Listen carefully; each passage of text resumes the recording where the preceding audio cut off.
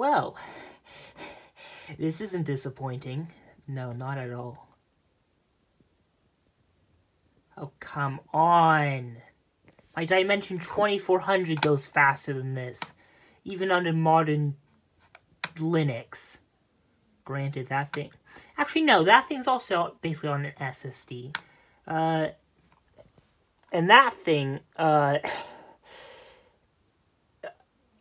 has a fucking Northwood Celeron on it, so why are we being so...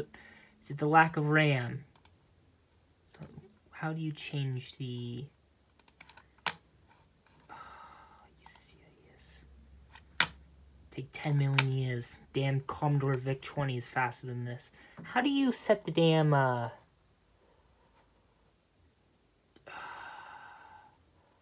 screen resolution?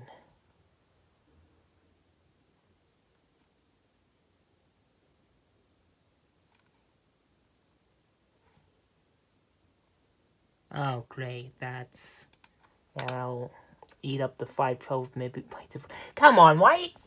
I mean, it's 0... I know it's for embedded stuff, but come on. Seriously, half a gig RAM?